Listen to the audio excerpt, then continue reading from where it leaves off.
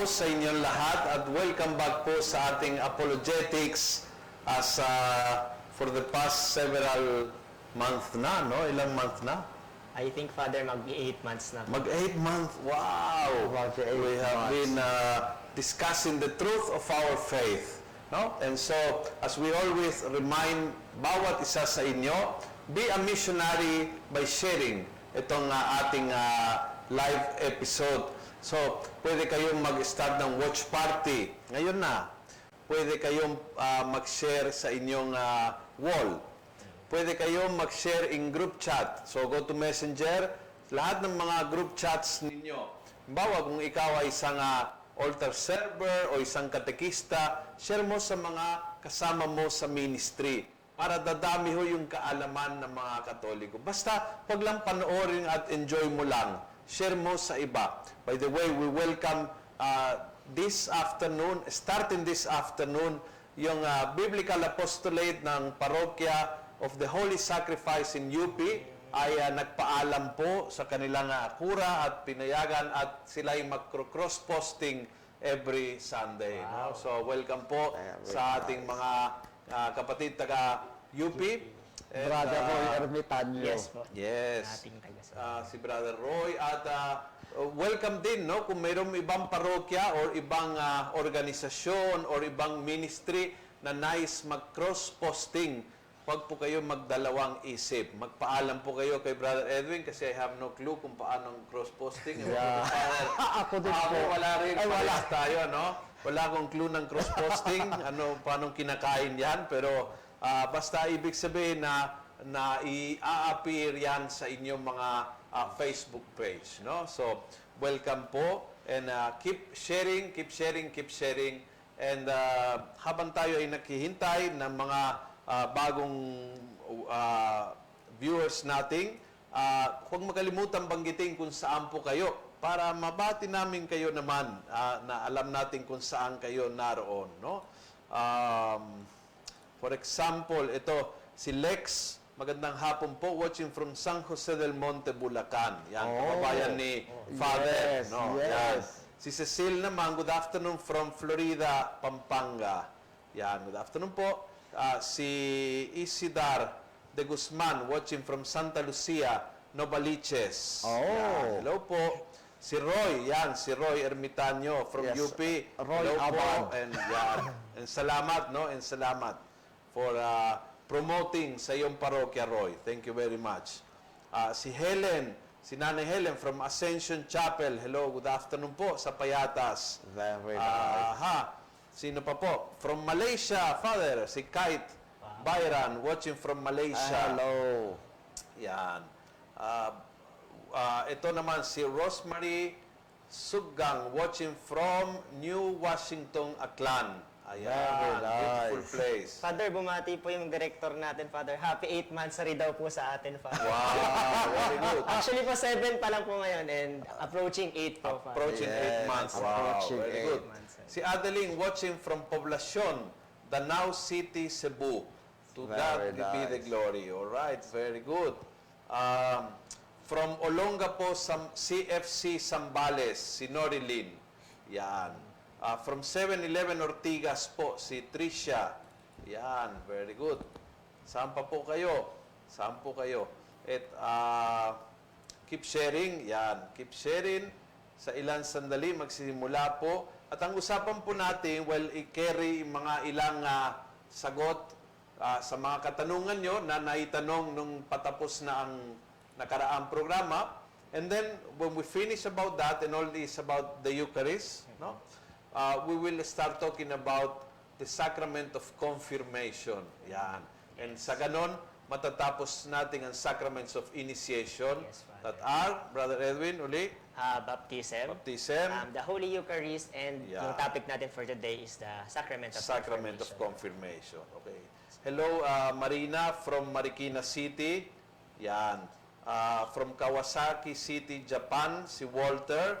Hello po sa iyo.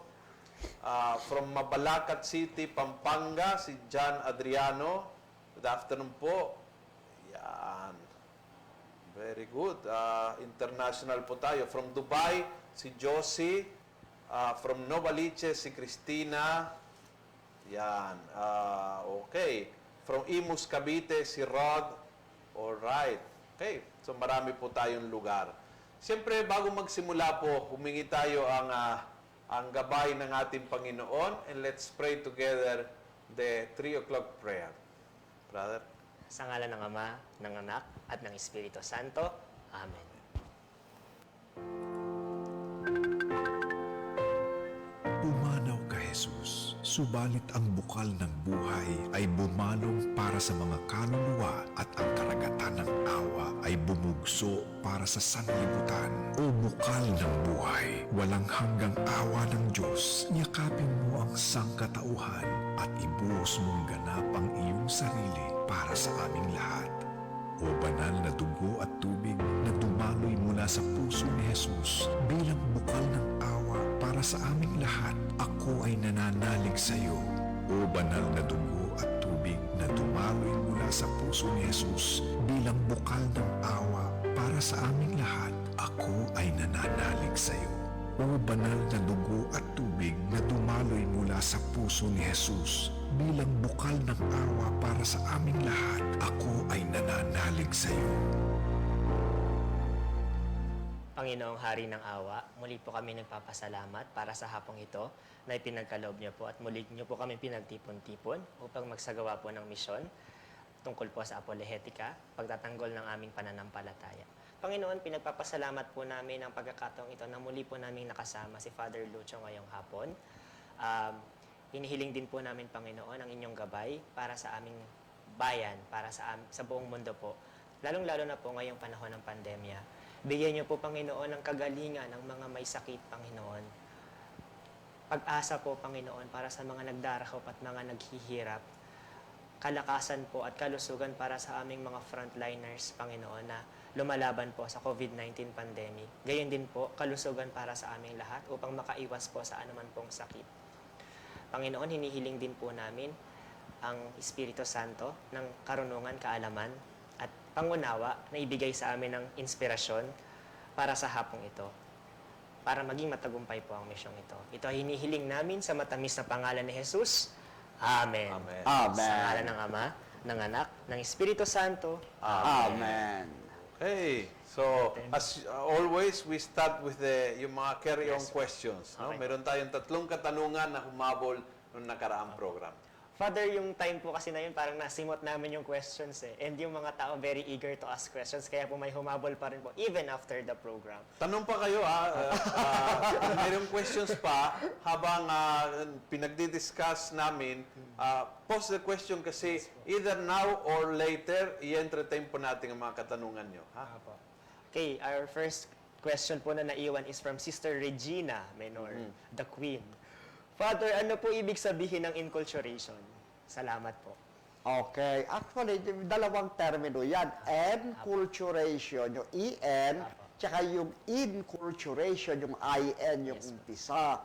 Yun pong enculturation, yan yung proseso kung saan ang isang tao, kapag bago ka sa isang lugar, iyong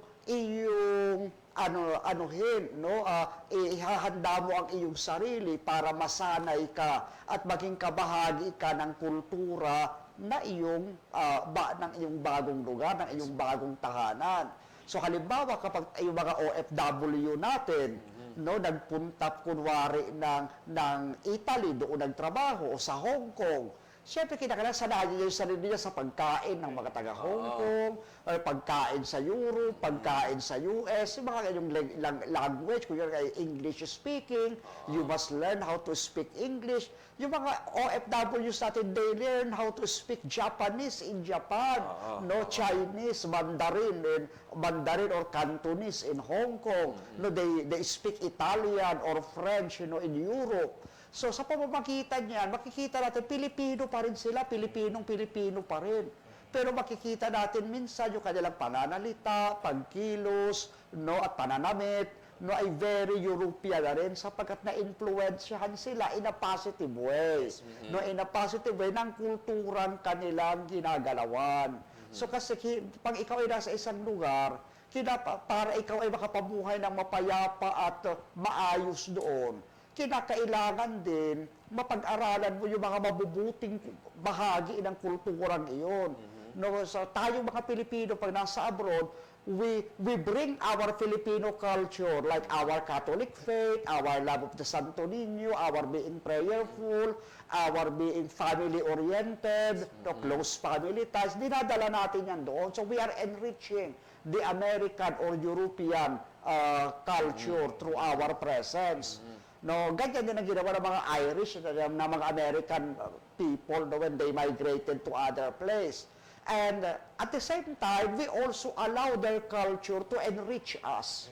Okay. So kaya yung mga Pilipinong nasa California, nasa New York, they are becoming real American also, no, Yes. in their way of living, in a positive way. You know, they became business-minded, you know, highly professional, very strict on matters of time appointment, mga ganyan. Pinagyaman sila ng kulturang Pilipino at ng kultura ng bansang kanilang pinaninirahanan ngayon sa panahong ito.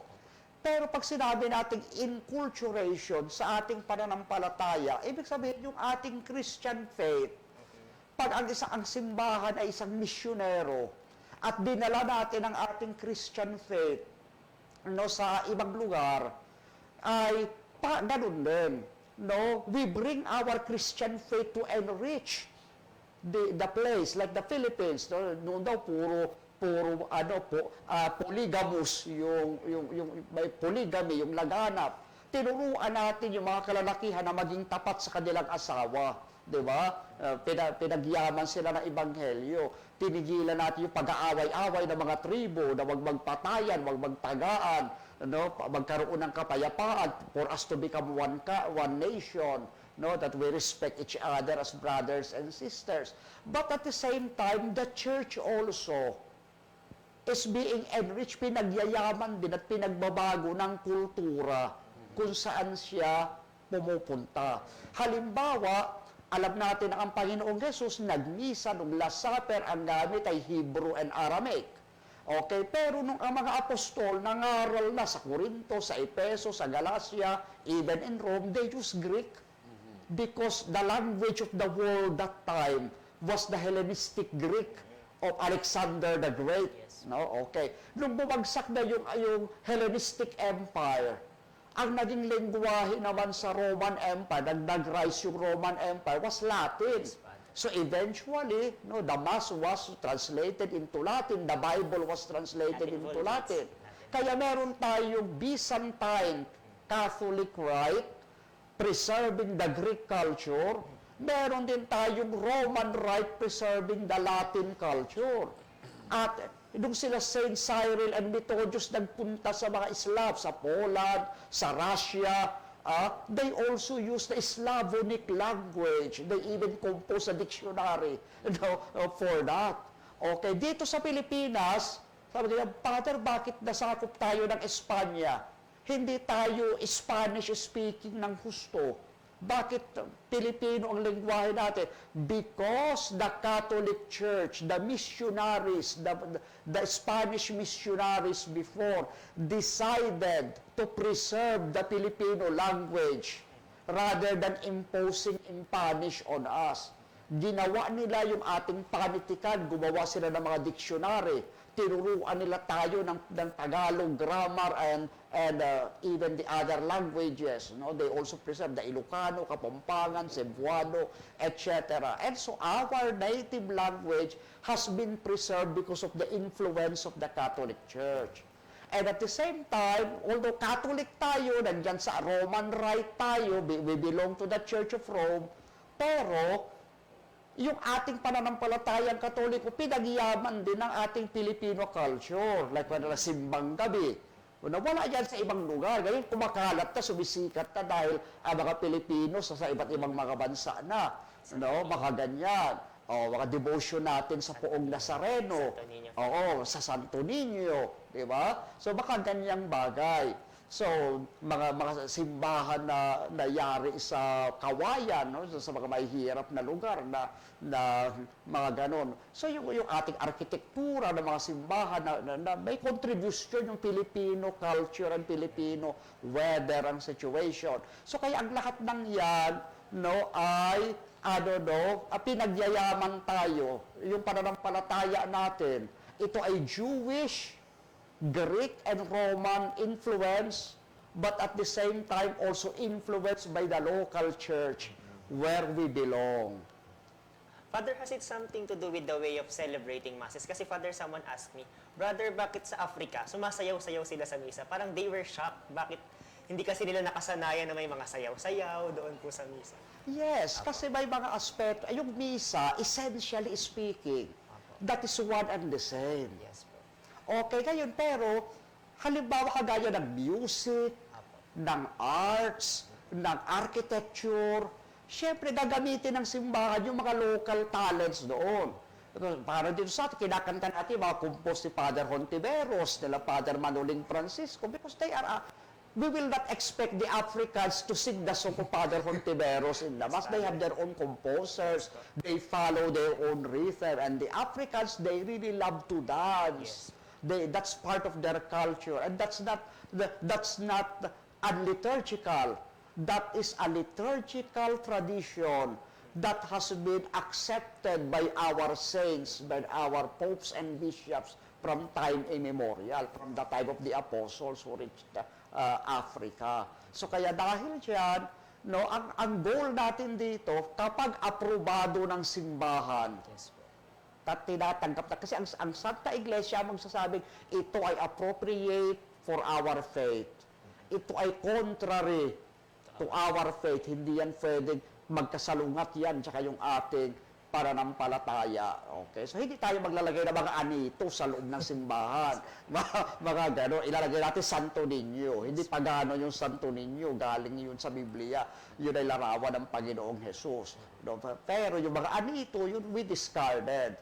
Yung polygamy, we discarded. Yung halimbawa sa kultura natin, sabi, dahil lalaki ka, okay lang kung maraming chicks, maraming ganyan. No?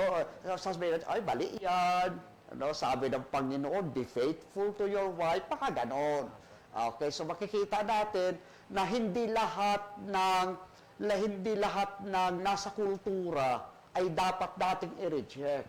Dahil ang bawat kultura, ang bawat tao, bago pa man dumating ang Ebanghelyo, nandiyan na ang presensya ng Diyos, nandiyan na ang presensya ng Espiritu Santo. Kaya nga, nung dumating sila sa Greece, ginamit nila yung philosophy ni Plato and Aristotle to how to explain the faith, mga ganon. Tsaka kahit na yung mga Latin na yan, enculturation yan, hindi naman naglatin ng Panginoong Yes, Hesus Kristo Father. nung nabubuhay pa siya. Ang Ebanghelyo hindi sinulat ng mga apostol in Latin. Kaya ginamit ng simbahan ang Latin because that was the language of the Roman Empire. Now, the Roman Empire is no more. Ang mga lingwahe ng tao ay hindi na Latin. So, the Church preserves Latin for historical purpose, no? Kasi naging bahagi na siya ng 1,500, history of the church. Pero, naging open din, let us proclaim the faith sa Ingles, sa Tagalog, sa Cebuano, sa Kapampangan, sa Ilocano. At dahil diyan, mas lalong nakakaidlab ang simbahan. Yes, Father. Kasi hindi niya itinakwil ang kultura at lengguwahe natin kung hindi niyakap niya at pinagyaman ng pananampalataya. Okay, thank you, Father. Another question po from Sister Luz Medina Passion. Again, masugid nating taga-subaybay to, Father. Father, yun pong namatay na din nakasimba at nakapag-communion. Paano po yun? Maybe yung judgment po siguro yung tanong dito ni Sister. Wala, kasi napakagandang tanongin natin ating pura paroko, no? Kasi pastoral and spiritual question, sabi ang tatay natin sa parokya ang sasagot. Yes. Well, sinabi ito ni Father Abe when we were talking also about baptism, no? Pagdating sa salvation, hindi po nating kailanman masasabi na ang isang tao ay naligtas o hindi naligtas. Alam po natin na ito ay nasa kamay ng Panginoon at higit sa lahat sa kanyang puso, kaya nasa mabuting kalagayan tayo, no? Ngayon, mahalaga po yung pagtanggap ng banal na Eucharistia at ito po yung nagbibigay ng buhay sa ating. Kaya kaysa tanungin kung anong nangyari sa tao na pumanaw na hindi nakapagsimba, ito po pinakatiwala natin sa awa ng Diyos. So when we were talking about praying for the dead, kung naalala nyo, mga episode, we said, why do we pray for our dear ones na hindi po nating alam kung sila po ay nasa purgatorio or sila ay nasa langit na. And so we pray for them. We pray for the soul. So you always pray and offer the Mass for the soul of your dear ones na pumanaw na. Dahil hindi po nating alam at malamang kahit sino sa atin ay kailangan lagi ng kapatawaran ng Diyos sa ating mga kasalanan. So we always pray for them. We entrust them to the mercy of God. Magandang ugali nating is magsimba. I always said, hindi magpamisa, kundi magsimba ng misa na ipamisa mo. Kasi iba ho yung idaan sa opisina yung para sa kaluluwa ng lola ko, pero Hindi naman hindi ka nagsisimba. Oo. Baka yung lola mo tuloy nakapasa sa langit, ikaw hindi. Kasi ikaw nga ang hindi nagsisimba. No? So it's always, you put the intention, but you participate of that Eucharist. It's very important na ikaw ay talagang magsisimba rin. No? And of course, like kanina umaga, may nagkonsulta sa akin na ang kanyang kapatid ay medyo nasa terminal stage, ayaw pa tumanggap ng pagdalaw ng pare, yung sakramento ng kumpisal, ng anointing. So anong gagawin? We said, you pray for that person and you always offer, you keep offering. Kasi ang mga may sakit, may mga times na refuse, until one day, all of the sudden, they will accept. That happened with my mother actually, na ayaw na niya. Maraming tao ang ayaw sa anointing kasi feeling nila pag na-anoint, mamatay na. And then even if you keep explaining, tiklop ang kanilang, but one day, they will say yes. So you keep offering so that you keep giving the person the opportunity. Gusto mo na tawagan natin si Father para magpa-anoint ka? Gusto mo ba mangumpisal? And maybe he will say no 10 times, but one day he will say yes. And this is the open door for reconciliation. So, bilang Katoliko, ang mission natin ay ilapit ang may sakit kay Jesus, tulad na sa Ebanghelyo. So, you keep asking the person, no? Gusto mo ba na dalawin ka ng pare para after ng mangumpisal ka, at i-anoint ka every Sunday, dalawin ka ng mga lay minister, dalhin ka ng komunyon, etc., etc. You have to do your own mission, catechizing the person, explaining this to the person. No? So, but if the person died without receiving communion, we don't know what happened, we don't judge. Hindi nating automatic iniisip na mapasa impyerno, sino man tao. Kaya we don't judge, and therefore we pray for them. We entrust them to the mercy of God. So you pray. The highest form of prayer is the Eucharist. And the best you can do with the Eucharist ay hindi lang pamisa sa opisina, kundi isimba mo sa simbahan. So that you will be offering your prayer together with Jesus in the Eucharist. That's the point of the Eucharist. We join with Him in that offering to the Father. And we pray for the soul of that particular person. Thank you, Father. Okay. Thank you. Another tip, Father, siguro po, na during this Lent kasi, the pillar of Christian and Jewish faith is yung prayer, fasting, and almsgiving. We can also do these things in the name of the souls in purgatory. Yes. Or para makatulong din tayo sa kanila. So, it is not wrong na to question nasaan sila, but ang importante is what can we do to help them. So, Yes. yung ating pong prayer, fasting, and almsgiving during this Lent season, pwede nating itulong din sa kanila. Yes. Okay po. Father, the last question po para makadako na tayo sa topic for today. Bakit po bawal kumain ng karne sa panahon ng Kwaresma? Tuwing Friday lang po ba bawal? This is a question from Sister Erna Notalabang. Okay. Well, unang-una sa lahat, sapagkat ang panahon ng Kwaresma ay ang 40 days and 40 nights na ating isinasagawa para tularan ng Panginoong Hesus sa kanyang 40 days and 40 nights fasting. No, yan po ay mababasa natin dito po sa Ebanghelyo ayon kay San Mateo, no? Chapter 10. Ganito po yung ating mababasa. Okay. Okay. Ay. Matthew 4. Okay, wait a minute. 4. Matthew 4 to 5. Yeah, chapter 4. Yes, Okay. Verse 2 po. At ang aking Biblia ay lumang-luma na, kaya dahil dyan ay, napakahirap ng buksan. Okay, chapter 4. Then Jesus was led up of the Spirit into the wilderness to be tempted of the devil. Okay. Number 2, and when he had fasted 40 days and 40 nights, he was afterward a-hungered. So ang Panginoong Hesus daw ay nag-ayuno, no, ng 40 days and 40 nights. So kaya tayong mga Katoliko rin, meron din tayong 40 days and 40 nights day, yung 40 days na tinatawag natin Kwaresma, na ginugugol natin sa pananalangin, pagsisisi sa ating mga kasalanan, at pag-aayuno. Okay. Hindi naman tayo tinatawagan na talaga wala kang kakainin ng 40 days and 40 days kasi may mga trabaho tayo, may mga gawain tayo. No, hindi naman buti sana hindi naman tayo mga monks, no, na nasa monasteryo lang. Kahit mga monks, may mga trabaho yun, may mga gawain yun.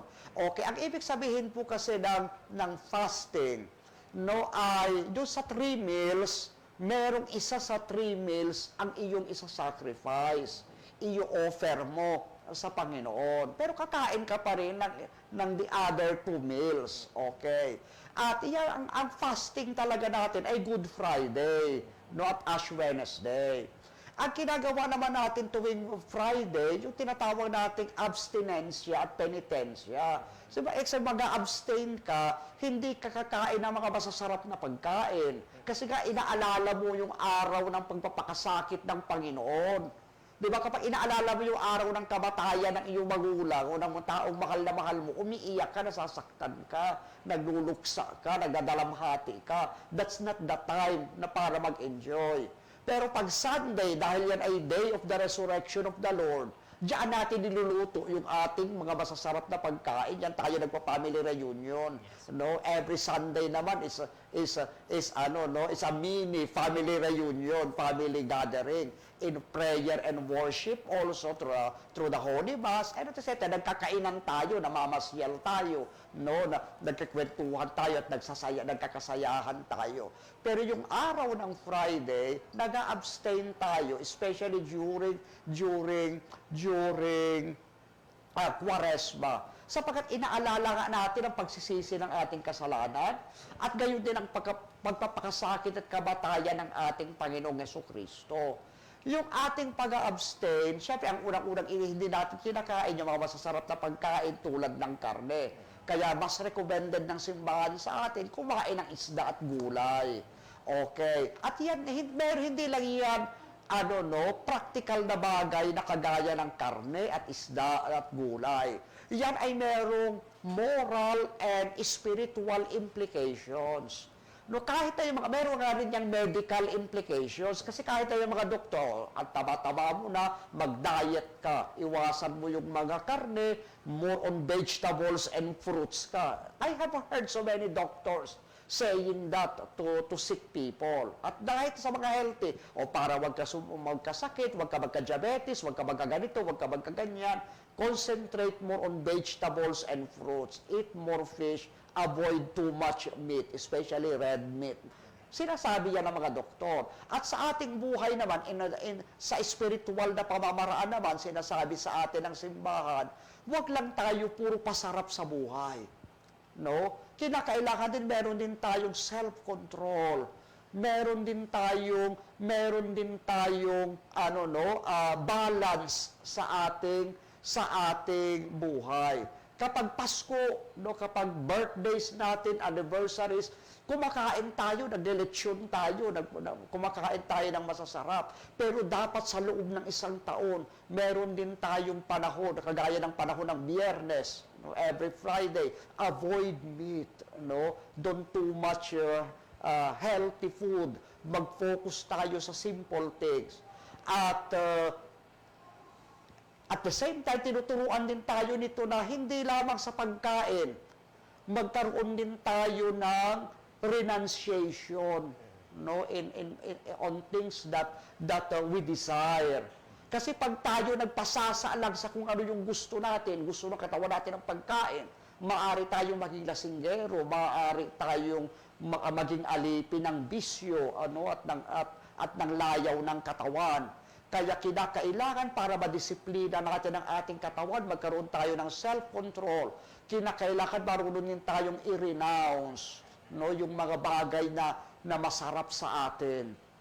Sa pamamagitan nito, mas tatatag tayo morally and spiritually at magiging balanse ang ating pag-iisip, ang ating pangangatawan, at ang ating pamumuhay.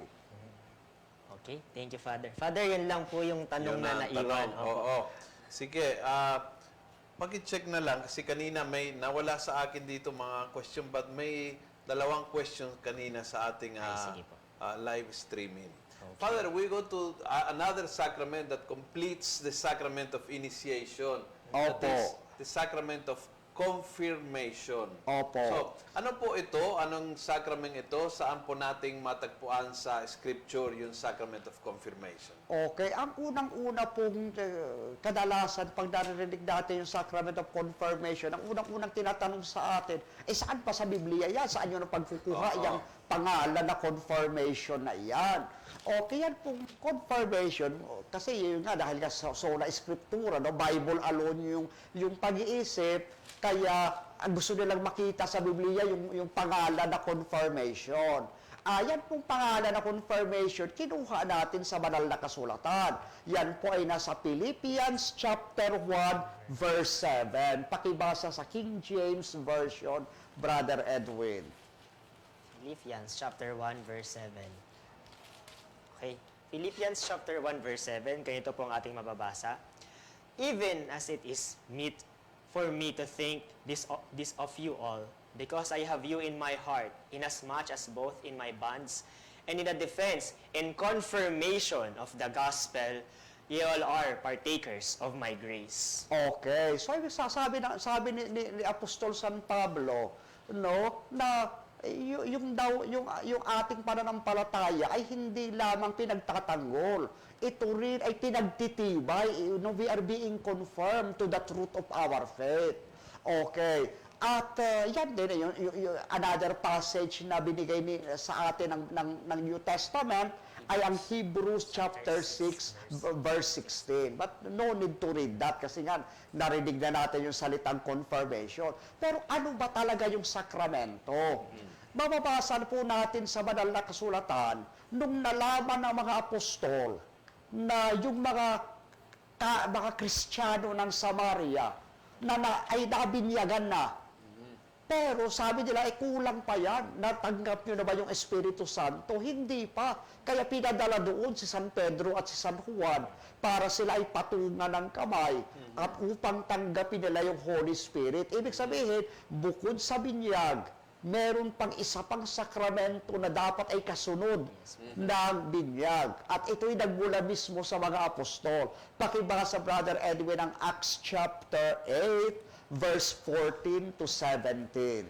17, idag mo. Acts chapter 8, verse 17. Verse 14, Father. Yes. Verse 14. Ay, Kahit sa Tagalog na lang, sa ang Biblia. Okay, Acts chapter 8. Okay. Acts chapter 8, verse 14, ganito po ang ating mababasa. Nang mabalitaan nga ng mga apostol na nangasa Jerusalem na tinanggap ng Samaria ang salita ng Diyos, ay sinugo nila sa kanila si Pedro at si Juan. Na nang sila'y makalusong ay ipinanalangin nila sila upang kanilang tanggapin ang Espiritu Santo. sapagkat ito'y hindi pa bumababa sa kanino man sa kanila, kundi sila'y nangabautismuhan lamang sa pangalan ng Panginoong Hesus. Nang magkagayoy, ipinatong sa kanila ang kanilang mga kamay at kanilang tinanggap ang Espiritu Santo. Ayan, so napakalinaw po. Sabi, they were baptized only.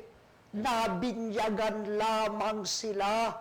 Pero hindi pa nila tinanggap ng husto yung Espiritu Santo para matanggap nila yung gift of the Holy Spirit.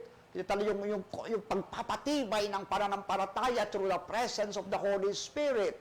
Sila ay pinatungan ng kamay. Hindi lang kung sino-sino yung nagpapakatong ng kamay, ha? Kasi minsan maraming hindi naman natin minamasama, di ba? Yung mga kapatid nating born again, napakahilig nila magtataas-taas ng kamay. No, sa ating Katoliko, hindi basta-basta tayo nagtataas-taas ng kamay.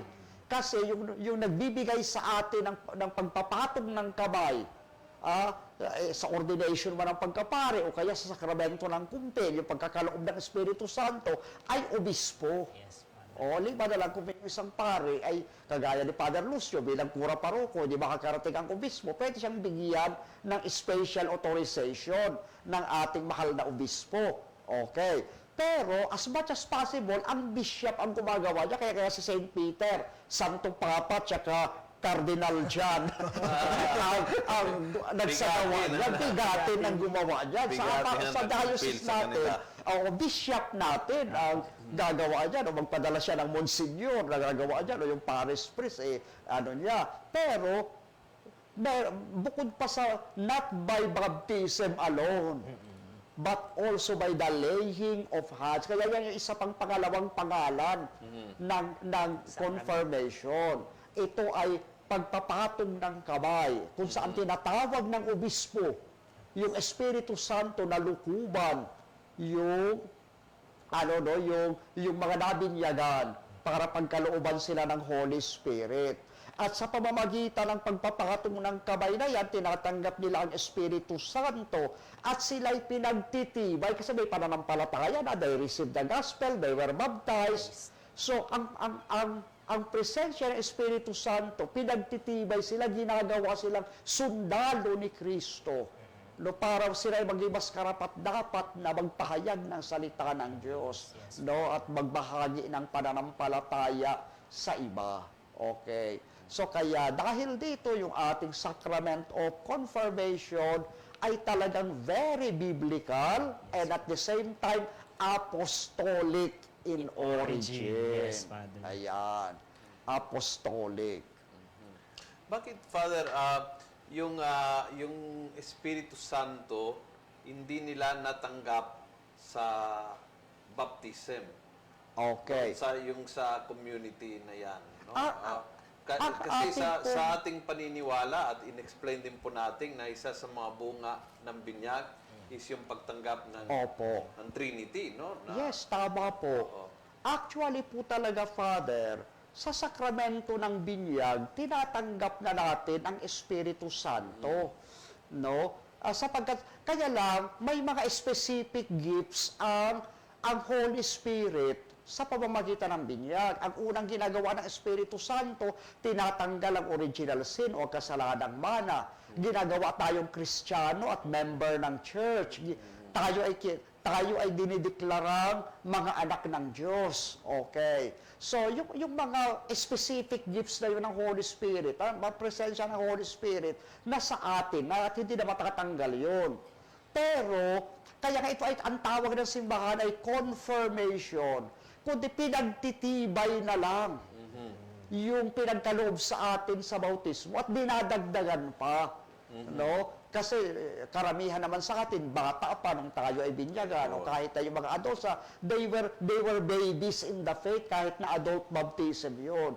But later on, sila ay ikakatechise, mas pag-aaralan nila ang pananampalataya, mas lalalim sila sa pananampalataya. Doon palalago sa kanila yung regalo yung 7 gifts of the Holy Spirit, yung wisdom, knowledge, understanding. Diba? Sabi nga ng Panginoon, marami pa ako ibibigay sa inyo ngayon.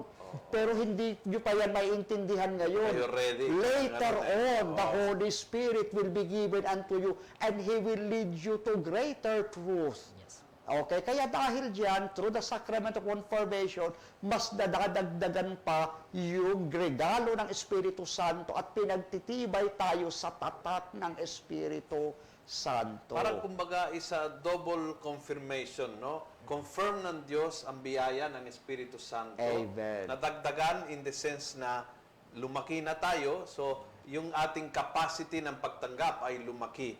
Therefore, binigay ng Diyos ng mga biyaya na hindi nating kailangan bilang baby, but Yes. sa paglaki nating, kailangan nating, no? So, i-confirm ng Diyos ang kanyang presensya. Tayo ay pinagtitibay bilang kanyang mga saksi, bilang mga sundalo. At the same time, tayo ring nako-confirm. Kasi nung baby, tayo ay nabinyagan, iba ang nagdala sa ating. Yes. Kaya makikita niyo sa rito ng kumpil, nung baby ka, ang may hawak ng kandila na symbolize ng pananampalataya ay mga ninong-ninang. Yes. Pero pagdating ng kumpil, yung kukumpilang ang may hawak ng kandila. Opo. So it's like, I'm confirming yung ginawa ng parents ko. Yung sila ang pumili ng pananampalatayang Katoliko nung wala akong kapasidad sumagot o mag-express ng aking acceptance, sabihin natin. But ngayon na may sapat na edad ako, I confirm yung ginawa nila ng parents ko nung ako'y baby pa. At ang Panginoon naman, na-confirm niya yung Yeah. ginawa niya. Kumbaga, yung sinimula niya, binigyang kaganapan ngayon. Amen. Oo. So, Amen. parang double confirmation. I Double. confirm yung ginawa ng parents ko, and God confirms yung ginawa niya sa akin Amen. bigyan. No? At isa yung talata po na ating magagamit na talagang sa binyag pa lang may presence na ng Holy Spirit, yun pong John 3:6, no?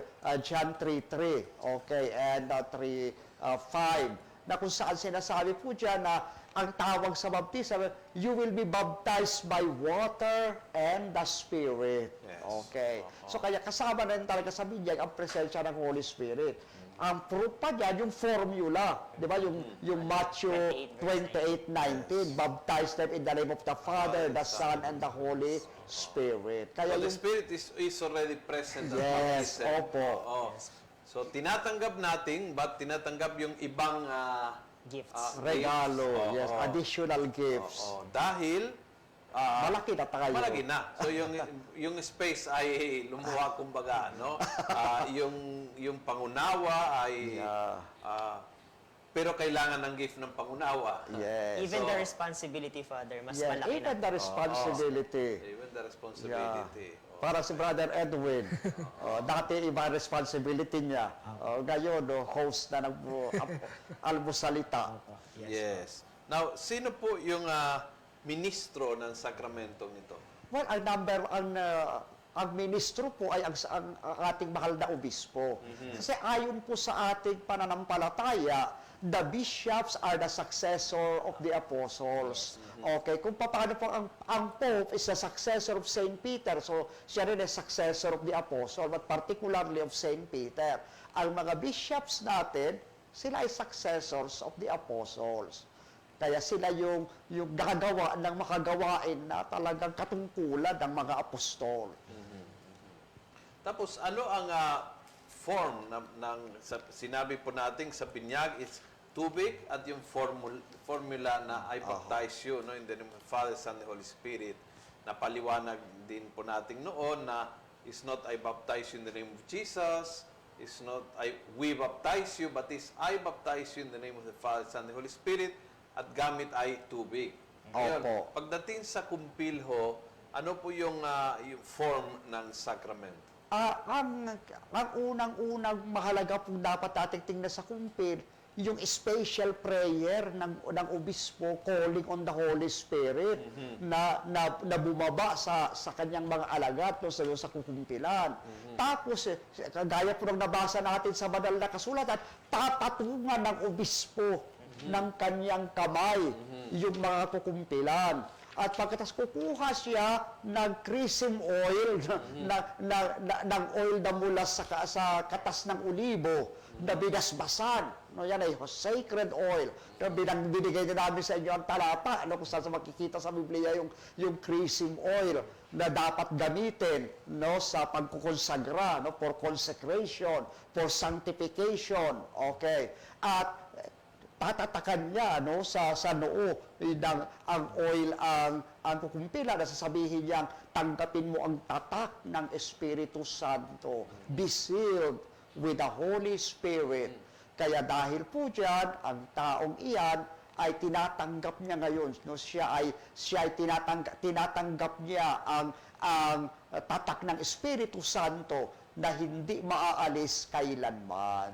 Sa kultura ng mga tao, laging sinasabi na sa puntong ito, sasampalin ka ng obispo.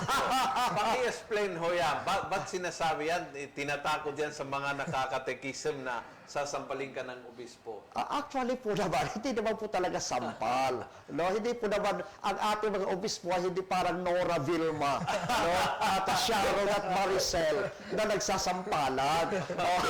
Kung hindi po yun ay tapik sa pisngi. O yung iba po naman, tinatapik sa balikat. Kasi sinasabi, ngayon, malaki ka na, dalaga ka na, no? may sapat ka ng isip, ikaw ngayon ay sundalo ni Kristo. Kung kayo po ay nakapanood na ng graduation ng PMA, no? Yung mga sundalo nakatikas ng ganyan. Tapos yung kanilang head, no? Isa-isa, lalapitan sila isa-isa, kinaganyan sa dibdib. Iba nagaganyanan, no? Iba nagaganyanan, di ba? Pero para ipakita na, okay, I'm ready now. Sundalo ako. Handa ko na ipagtanggol ang ating bayan. Sa atin naman sa kumpi, sundalo ako ni Kristo. Dati baby ako, ngayon malaki na ako. At ako'y salamat sa Panginoon na Katoliko. I'm ready to share and proclaim and defend my faith. Another question, Father, na it comes to very often to me. Bakit kailangan kumpilado ang isang tao na ikakasal? Ito po yung karamihan ng mga magpapakasal ay hindi nakumpilan. And so, laging tinatanong, ba't requirement ng kasal ang sakramento ng kumpil? Well, unang-una po sa lahat, no, sabi nga po ng ating salita ng Diyos sa binasa, no, sa gawa ng mga apostol, nung nalaman ng mga apostol na binyag pa lang yung kanilang natanggap ng mga Christian sa Samaria. No, sabi ng mga apostol, hindi po pwedeng ganyan lang. Dapat matanggap din nila yung tatak ng Espiritu Santo. Kaya immediately pinadala yung Santo Papa at ang Cardinal John doon sa kanilang lugar. Okay. So para sa ganon, no, yung matanggapan nila yung iba pang mga sakramento, they are prepared to be fully Christians. They are prepared for the deeper knowledge of the faith. They are prepared for the greater responsibility. Alam naman natin na ang pag-aasawa, ang family is the domestic church. That is the smallest unit of the church. Kapag ang ikakasal, walang alam, hindi marunong magdasal, hindi alam ang katekismo, wala silang ituturo sa kanilang mga anak. Pero if the family prays together, they will stay together, pagyayamanin din ng pananampalataya ang kanilang buhay. Kaya napakahalaga na bago sila bigyan ng napakahalagang responsibilidad as parents, no? Kaya husband and wife, and then magiging mga magulang, dapat ready sila for that. They are mature for that. Yes. So they have received the fullness of the Holy Spirit, and at the same time, they have received the deeper catechesis, yung kaalaman sa pananampalataya. Ganun din, siyempre kami mga pare, hindi sabihin na, gusto ko maging pare, kasi pala hindi pa nakumpilan. Di ba? Paano ka magiging pare? Paano ka magiging ama ng pananampalataya? So, required din sa seminaryo yan. Opo, required po yan sa seminary. Yes. Ganon. Kaya yan po ay napakahalaga. Yes. No? Kasi sabi, yung ating buhay, bago tayo sumabak, no, sa misyon, kinakailangan we must be ready. No? Yes. We must be a soldier of Christ, well prepared for that. Kaya napakahalaga ang mga magulang, please. atupagin ninyo, hindi lang yung binyag ng bata, pati yung kanilang kumpil, first communion, yes. first confession, at iba pa. Oo. Ako, lagi kong sinasabi sa mga ikakasal na usually dinedelegate sa parish priest yung Opo. confirmation, no?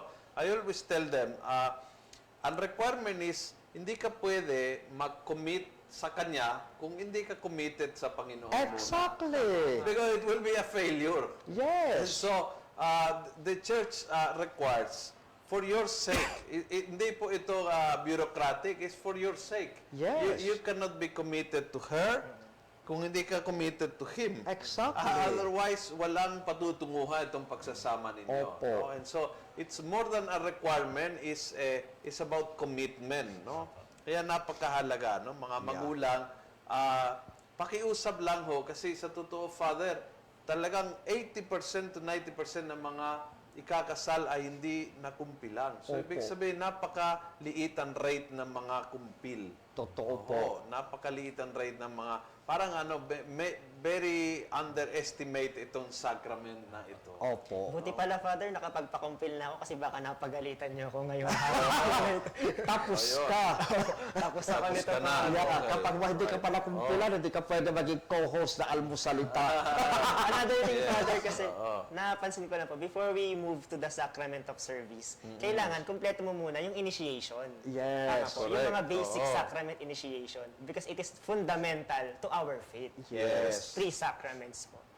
Nawala yung message. Only, there was a message, Father, how you explain, which is a very difficult question, no, to answer in 5 minutes. But how do you explain to a person that is an atheist, Atheist, yes, that Father. does not believe in God and only believe in science? How do you explain the faith?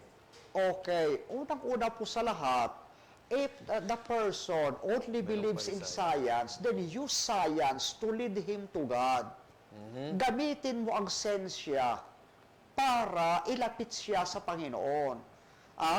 Alam po ninyo, napakaraming bakit ang Catholic Church may schools to prove to the world that faith must be united with reason.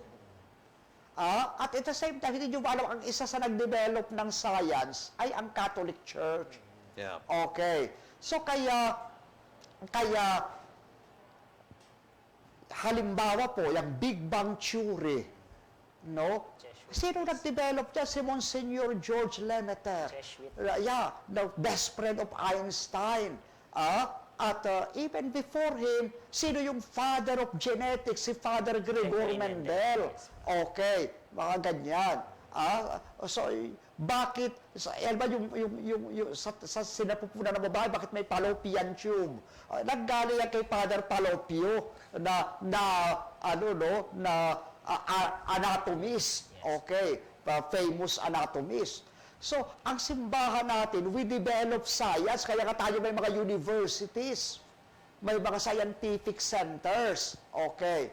So, di ba yung 21 craters of moon, nakapangalan yan sa 21 Jesuit scientists, astronomers. Okay. So, kaya dahil dito, gamitin natin ang science para sa ganon, mailapit siya sa Panginoon. Ito ang sabi ni Apostol San Pablo, hinggil sa mga taong hindi naniniwala sa Panginoong Diyos. Romans chapter 19 verse 20.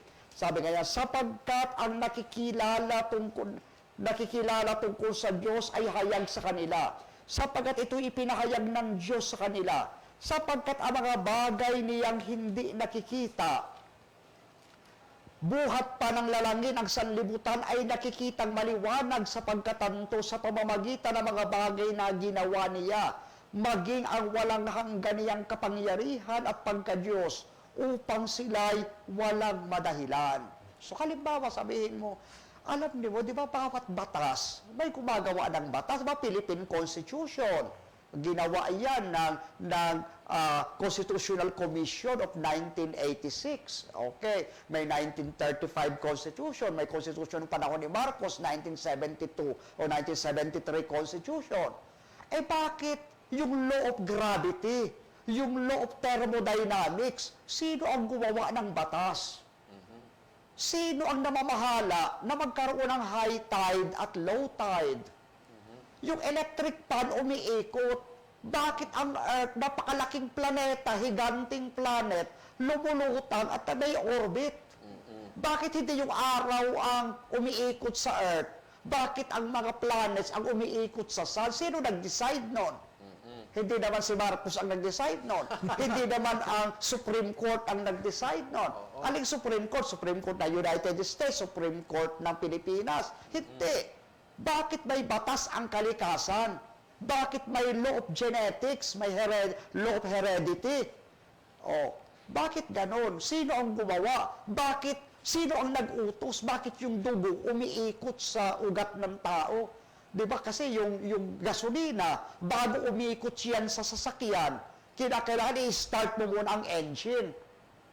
Sino nag-start ng engine ng katawan ng tao? Saan nagmula?